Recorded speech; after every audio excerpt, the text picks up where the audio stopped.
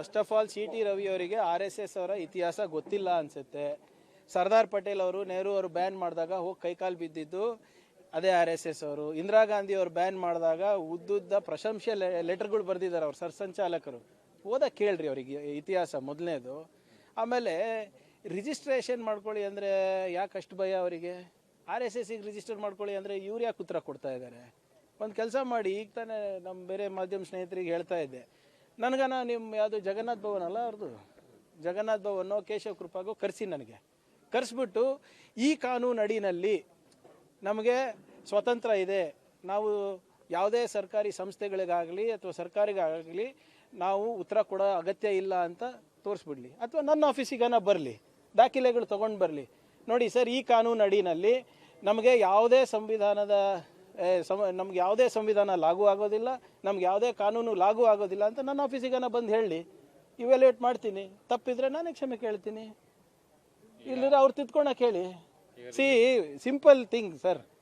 ಯಾವ ದೇಶದಲ್ಲಿ ಒಬ್ಬ ಬೀದಿ ವ್ಯಾಪಾರ ರಿಜಿಸ್ಟರ್ ಆಗಬೇಕು, ಹೌದಾ ಇಲ್ಲ? ಬೀದಿ ವ್ಯಾಪಾರಿಗಳು ರಿಜಿಸ್ಟರ್ ಆಗಬೇಕು. ದೇವಸ್ಥಾನದಲ್ಲಿ ಎಷ್ಟು ದೇಣಿಗೆ ಬರ್ತಾ ಇದೆ ಅಂತ ದೇವರು ಲೆಕ್ಕ ಕೊಡಬೇಕು, ದೇವಸ್ಥಾನಗಳು ಲೆಕ್ಕ ಕೊಡಬೇಕು, ಜನರು ಲೆಕ್ಕ ಕೊಡಬೇಕು, ನೀವು IT ಲೆಕ್ಕ ಕೊಡಬೇಕು. ಇವ್ರು ಕೊಡಂಗಿಲ್ವಾ? ಏನಕ್ಕೆ? ಇವ್ರು ಮನ್ಸಿಗೆ ಬಂದಂಗೆ ಮಾಡ್ಬೋದಾ? ಯಾವ ಕಾನೂನು ಅಡಿಯಲ್ಲಿ ಕೊಡಬೇಕು? ಮಾತಿದ್ರೆ ಬಾಡಿ ಆಫ್ ಇಂಡಿವಿಜುವಲ್ಸ್ ಅಂತಾರೆ. ನಿಮ್ಗೆ ಗೊತ್ತಿದೆಯಾ? Bangalore club also is a body of individuals. ಅಂದರೆ ನಾಳೆ ನೀವು ಹಂಗೆ ಮಾಡ್ಬೋದಾ?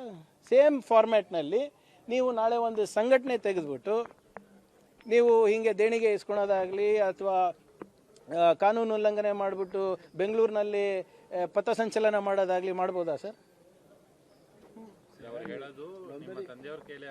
ಆಯ್ತು ರೀ, ಇವ್ರಿಗೆ ಗೊತ್ತಿಲ್ಲ ಇವ್ರ ಇತಿಹಾಸ ಹೆಂಗೆ ಈ ಹೇಡಿಗಳು ಬಂದು ಕೈಕಾಲು ಬೀಳ್ತಾರಂತ ಗೊತ್ತಿಲ್ಲ.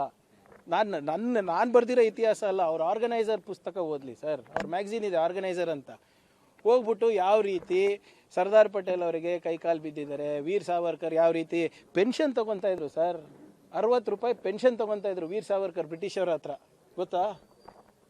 ಇವ್ರ ಇತಿಹಾಸ ಅದು. ಇಂದಿರಾ ಗಾಂಧಿಗೆ ಪತ್ರ ಬರೆದಿದ್ರು ಸರ್, ಅವರ ಹಿಂದಿನ ಸರ್ಸಂಚಾಲಕರು, ಎಮರ್ಜೆನ್ಸಿ ದೇಶಕ್ಕೆ ಭಾಳ ಅಗತ್ಯ ಅಂತ. ಇವತ್ತು ನೋಡ್ರೆ ಹಿಂಗೆ ಮಾತಾಡ್ತಾರೆ. ಅವ್ರ ಇತಿಹಾಸ ಓದ್ಕೊಂಡು ಬರಲಿ, ಕೇಳಿ.